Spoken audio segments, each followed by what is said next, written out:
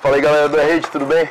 Estamos aqui no CT Joaquim Grava hoje, aqui no Corinthians. Eu tô aqui com o Júnior Urso e ele vai contar um pouco pra mim da trajetória dele, como é que ele chegou no futebol, onde que ele se encontra agora. E, Júnior Urso, eu queria que você falasse pra mim o que te motivou a seguir essa carreira, como que você começou. Tudo bem? Na verdade, quando eu iniciei no futebol, não era muito a minha ideia, né, jogar futebol.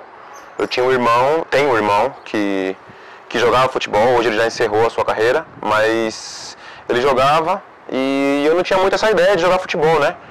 Mas jogava às vezes por brincadeira e para me divertir na rua de casa ou então nos campos mais próximos aonde eu morava.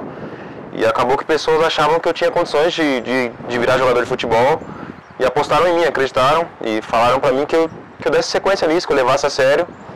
E a partir de um certo momento da minha infância, quando eu vi meu irmão jogando, fui no estádio assistir meu irmão jogar, acho que isso foi mais ou menos um start para minha vida para saber, poxa, é isso que eu quero, né? E comecei a levar mais a sério, comecei a me dedicar mais ao futebol, a ideia de ser um jogador de futebol. E foi aí que eu comecei a dar os meus primeiros passos, tive a oportunidade de jogar no Santo André quando novo, formar minha base lá no Santo André, né? E virar profissional lá também. Acho que foi aí que foi o start para que eu pudesse chegar onde eu cheguei hoje, mas foi lá atrás, vendo meu irmão jogar e com o auxílio de outras pessoas que eu resolvi ser jogador de futebol. Qual que foi a sensação de você estrear pelo Avaí na Série A? Para o jogador, eu sei que a primeira divisão é muito importante, como é que foi isso para você? Cara, pra mim foi incrível. Acho que ninguém nunca me fez essa pergunta desse jeito, legal demais. Eu jogava no Paraná, eu estava jogando a Série B assim que eu saí do Ituano. Eu fui jogar a Série B no Paraná e ali a gente estava muito bem na Série B, a gente jogou o primeiro turno inteiro e estava com condições de subir para a primeira divisão. A gente fez um primeiro semestre muito bom, estávamos brigando ali nas primeiras colocações. E aí eu lembro que o Avaí era o último colocado, semelhante à situação que acontece hoje em 2019 com o Avaí. E surgiu a oportunidade, o pessoal de lá falou assim, vem, a gente precisa de você para jogar o Campeonato Brasileiro. Eles tinham o meu contrato já, eu estava emprestado no Paraná, eu pertencia ao Avaí e eles me falaram, vem. Então eu resolvi aceitar isso, pelo simples fato de eu jogar a primeira divisão, pelo simples fato de ser uma oportunidade de estar enfrentando grandes clubes, de estar jogando contra ídolos assim do futebol. E acho que foi a minha primeira experiência, foi algo incrível para mim. Eu lembro que dava muito nervosismo em mim antes de ir para os jogos e entrar em campo, mas é algo que eu vou guardar pro resto da vida. Eu sou muito grato ao Avaí por essa oportunidade, foi o primeiro lugar que eu tive a oportunidade de jogar a primeira divisão.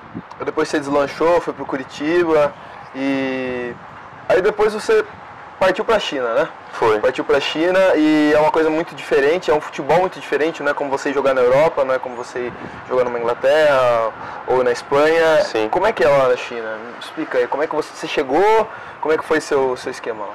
Cara, no início eu não queria ir, né? Eu não queria ir pra China, eu tava jogando no Curitiba, tava vivendo um momento legal e apareceu esse chinês querendo me levar e eu lembro que o presidente do Curitiba se interessou que eu fosse para que houvesse alguns ganhos para o clube, que é natural no futebol, e acabou no fim das contas que eu aceitei e fui. Eu lembro que eu fui um dos primeiros, não fui o primeiro, já existia outros brasileiros lá, mas eu fui um dos primeiros nessa revolução que aconteceu aí chinesa no futebol, né, que eles contrataram muita gente. Mas eu lembro que eu fui um dos primeiros, estava com medo, eu não sabia como é que era o futebol chinês, mas resolvi ir, aceitei. E chegando lá, eu acho que a coisa que mais surpreende a todos, querendo ou não, é a cultura que muda totalmente da sua, né? Nós brasileiros estamos acostumados a fazer muita coisa no nosso dia a dia que lá de repente é restrito, você não consegue fazer. O brasileiro gosta de ver televisão, gosta de ver jornal, lá é muito difícil o acesso para que você veja essas coisas. A nossa alimentação também, que somos regrados de repente a um café da manhã, um almoço, janta, de repente um café da tarde, e lá é totalmente diferente, as refeições, o tipo de comida também que se come, então a chegada lá foi difícil nesse aspecto. E falando de campo, eu acho que mudou bastante também do que, por exemplo, aqui no Brasil há um equilíbrio entre técnico, tático, força, os nossos próprios companheiros dentro de campo obedecem às funções táticas que nos impõe, arrisca, né? Não foge muito do que o treinador nos pede. E lá na China a gente chegou no início onde que as coisas estavam sendo ainda passadas para eles, né? Para que eles entendessem a forma de jogar, né? Então eu peguei esse início onde tinha que se acostumar com essa situação de entender o trabalho e fazer dentro de campo, né? Coisa que de repente o brasileiro aqui já está acostumado, né? Então acho que essa foi a maior dificuldade lá no início, mas é coisa que hoje já não existe mais lá. É um futebol ainda diferente do brasileiro, porque aqui no Brasil se encontra dificuldade quando você vai enfrentar um time que está em última colocação, mas lá na China, por exemplo, se você está muito bem no campeonato, você é um primeiro lá na tabela, todo mundo sabe ali que se você enfrentar um time que está abaixo na tabela, você vai vencer, até porque os níveis de um time para o outro, falando de jogador, é muito diferente lá. Acho que são essas as diferenças daqui de lá para o Brasil, já que no Brasil é um território onde tem muitos jogadores de qualidade, seja no time A ou no time Z. Eles jogam de igual para igual, sendo... Sim, aqui no Brasil você joga de igual para igual, sendo um time que está na zona de rebaixamento ou um que está brigando pelo título. E lá na China não se acontece isso, lá tem uns 5 times mais ou menos que o que encontra pelo caminho eles acabam abatendo.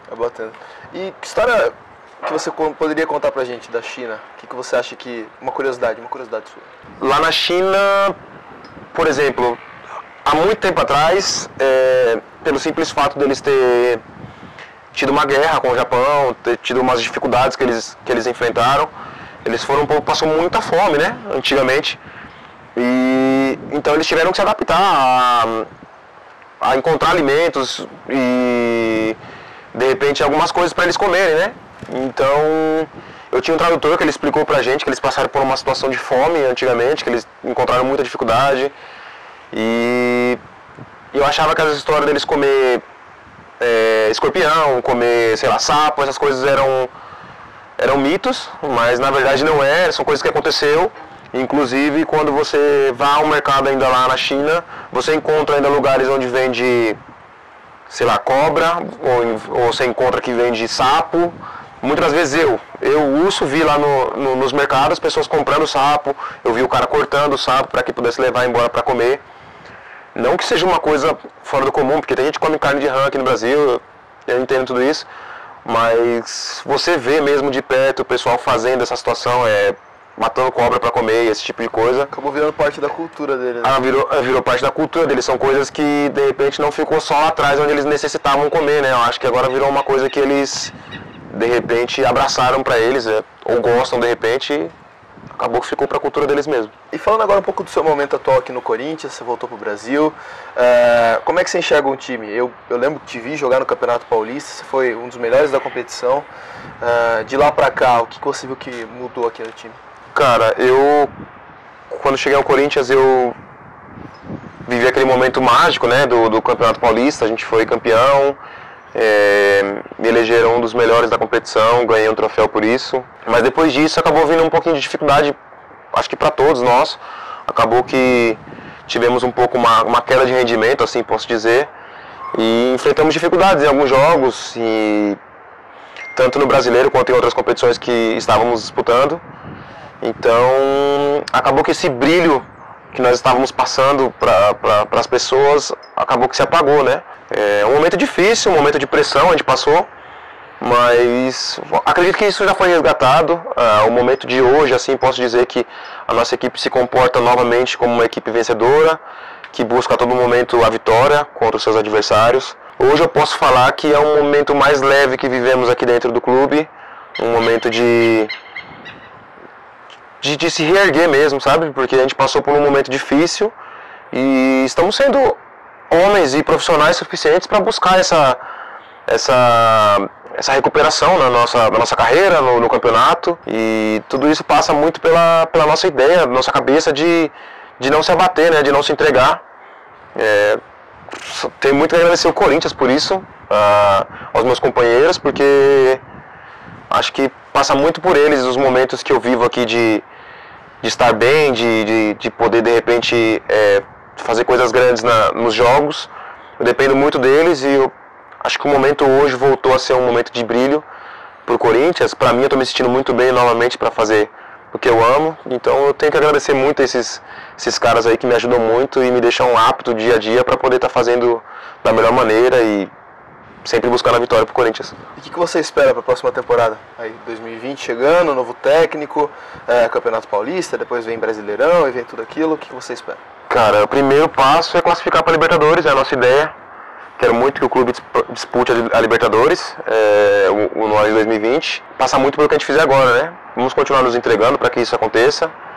Mas o 2020 eu desejo as melhores coisas para o Corinthians, que a gente consiga novamente o Campeonato Paulista e que a gente vai em busca dessa Libertadores, que ela venha mesmo, que a gente consiga classificar o clube para disputar ela no ano de 2020 e que em 2020 a gente consiga entrar com o pé direito e fazer um ano mágico melhor que o 2019.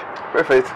Pessoal da rede, é isso aí mesmo. Estamos aqui com o Júnior Urso, agradeço muito pela entrevista e até a próxima. Valeu, um abraço.